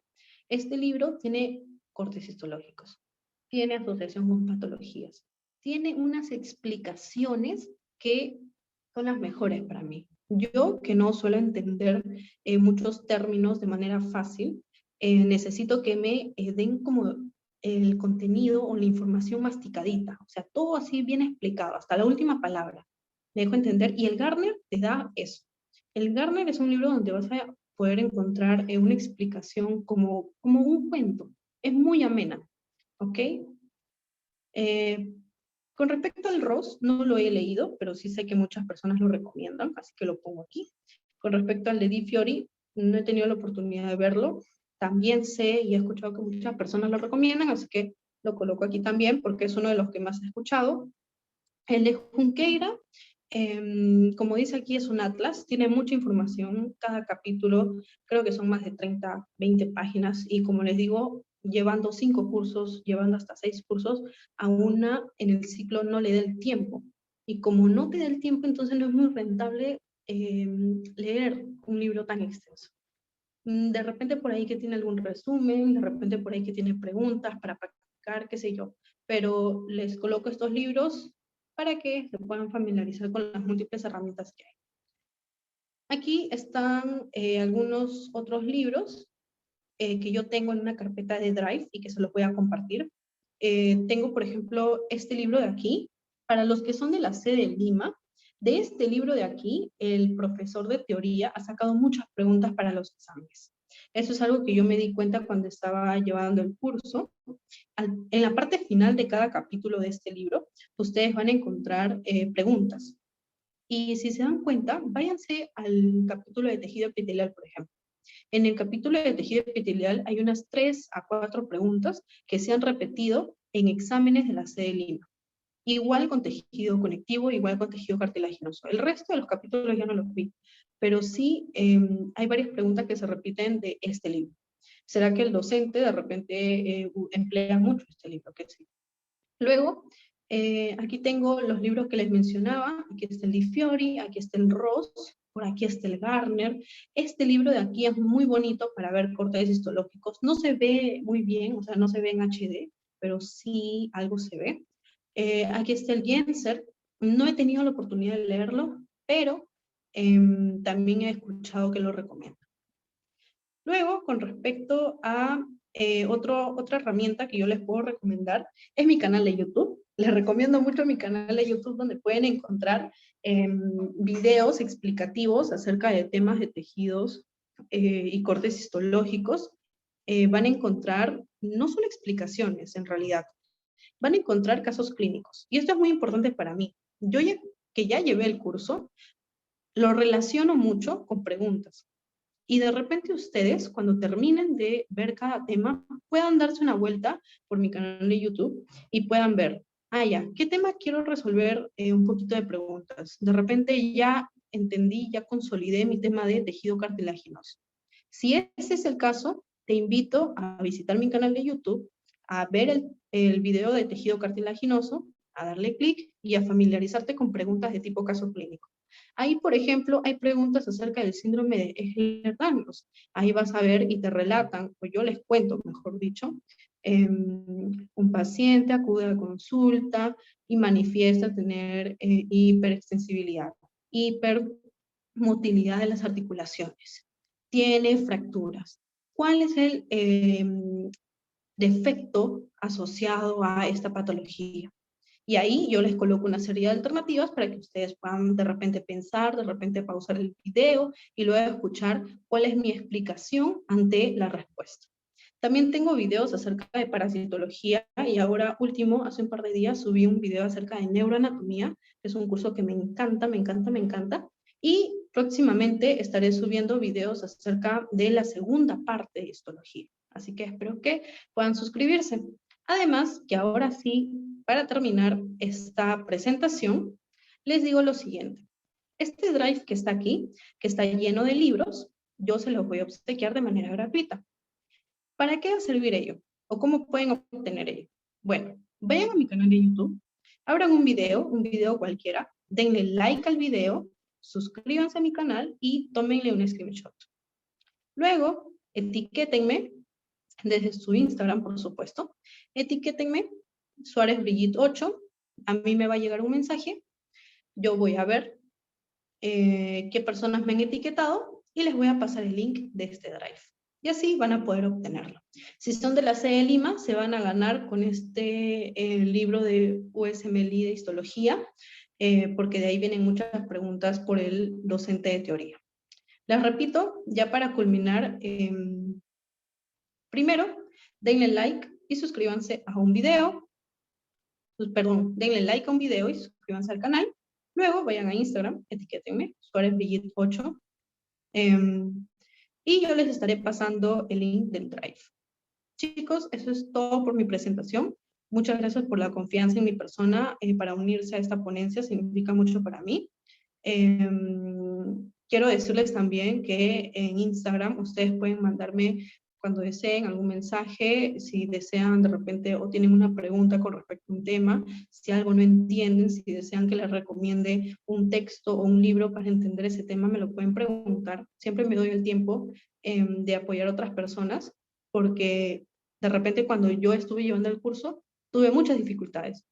Y ahora yo, que ya tengo experiencia con el curso, que ya sé qué herramientas me sirven al menos, puedo recomendarlas. Chicos, eso sería todo por mi presentación. Muchísimas gracias. Te doy el pase, Paola. Muchas gracias, Brigitte. Buenas noches, chicos. Estamos dando por culminada la ponencia. Si tuvieran alguna pregunta que realizarle a nuestra ponente, sería, bueno, alguna pregunta que les sirva, pueden hacerlo, pueden activar sus micros o a través del chat para que ella pueda responder y después de ello poder dar por finalizada nuestra ponencia. Asimismo, agradecerte, Brigitte, de antemano por el apoyo hacia la sociedad y sobre todo por la excelente, eh, por la excelente presentación que has dado.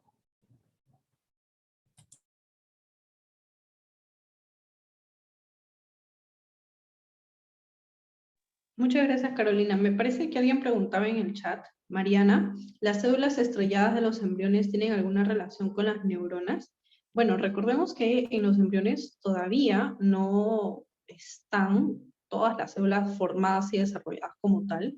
De hecho, en su clase de embriología van a ver cómo es que recién algunas células del tejido embrionario se están comenzando a distribuir y luego a diferenciar en neuronas. Entonces, no podríamos decir que las neuronas ya están en el tejido embrionario, es como un poquito confuso. Creo que a lo que sí te refieres, o en lo que sí te podría ayudar es con respecto al término estrelladas. Siempre en los textos de histología, por ahí en uno que otro capítulo, vas a escuchar, esta célula tiene la forma de una célula estrellada.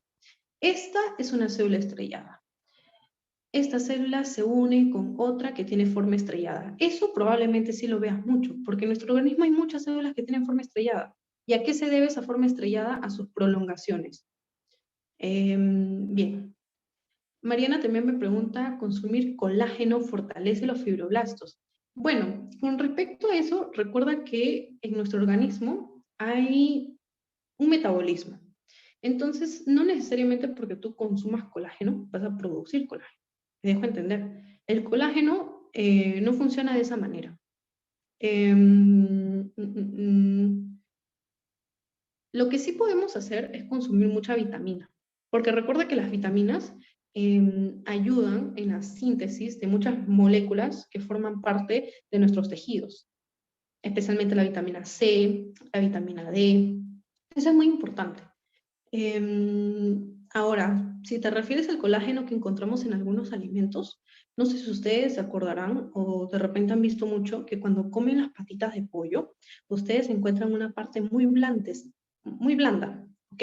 Esa parte muy blanda que están en las patitas de pollo o en las piernitas, por ejemplo, del pollo, es cartílago. Ese cartílago tiene abundante colágeno, por ejemplo, ¿ok?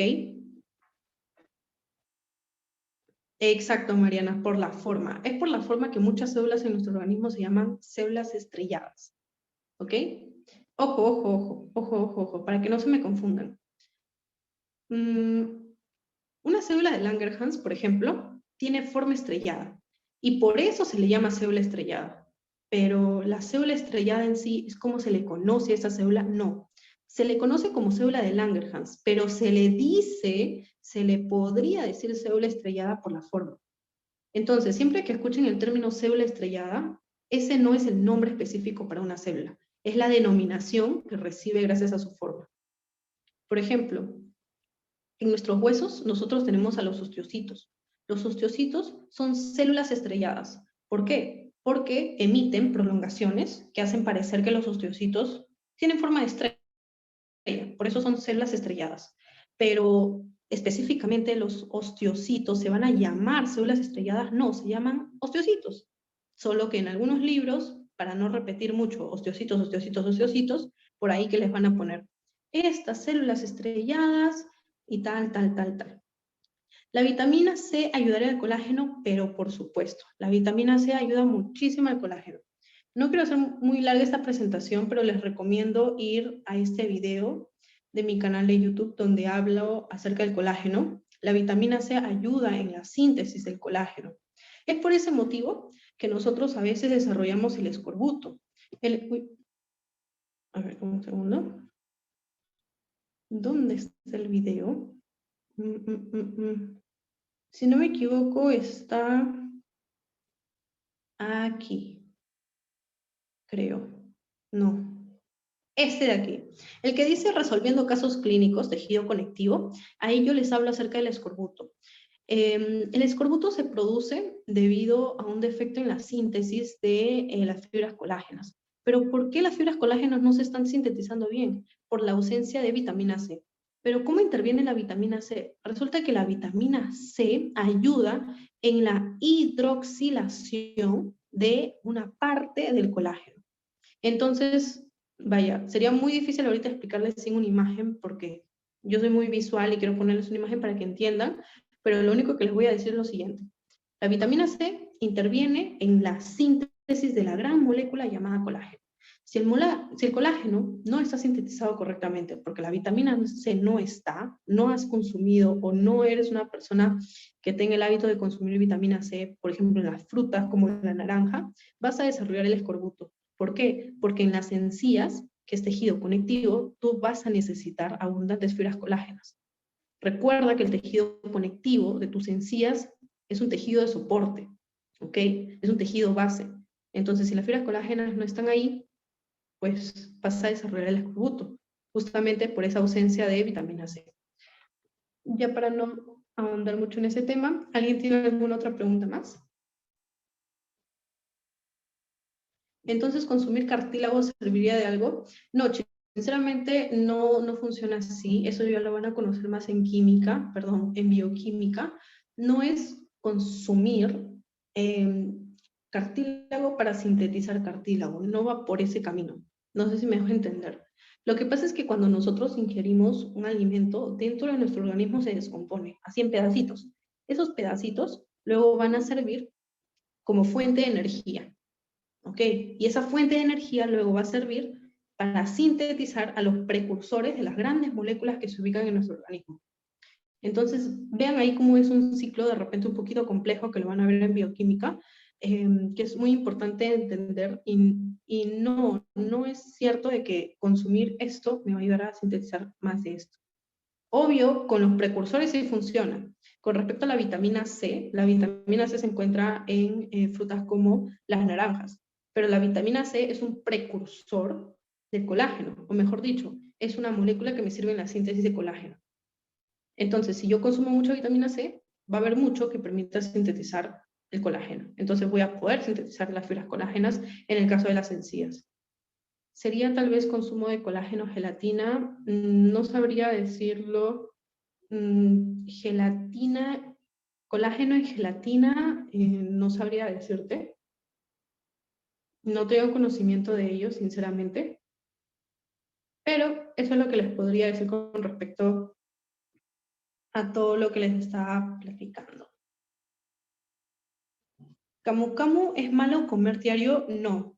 No, recuerden que la medicina complementaria nos ha enseñado mucho acerca de los valores nutricionales que tienen muchas frutas, muchos vegetales que nosotros encontramos en el ambiente. Tienen muchas propiedades muy buenas, pero siempre traten de consumir algo que sea natural. Por ejemplo, he visto mucho que hay empresas que suelen vender algunos extractos o algunos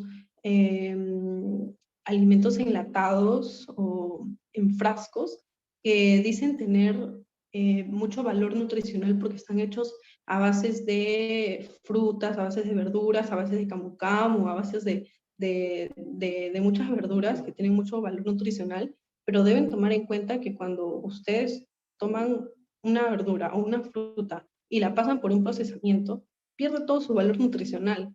Es como, por ejemplo, lo mismo que ocurre con el caso de la leche pasteurizada. La leche pasteurizada ya está tratada, ¿ok? Entonces, supongamos, y tiene todas las vitaminas necesarias, ¿ok? Tiene las vitaminas, los minerales. Entonces, supongamos que tú hierves en tu olla la leche pasteurizada. Le estás quitando todo su valor nutricional.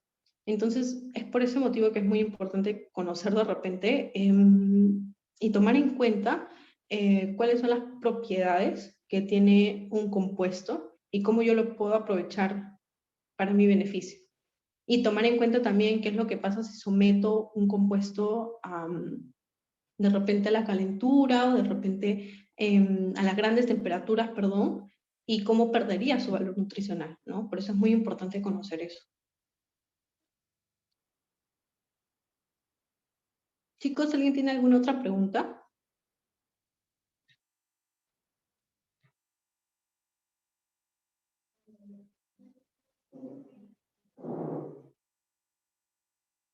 Gracias a ti, Paula. Espero que se puedan suscribir a mi canal de YouTube. Muchas gracias a ustedes por su tiempo. Me parece que... Muchas gracias, Brigitte, por tu ponencia. Estuvo excelente. Asimismo, también agradecer a las personas que han formado parte del auditorio. Pedirles también que se suscriban al canal de Brigitte. Como bien ya saben, su temática es muy dinámica para poder aprender y sobre todo agenciar nuevos conocimientos.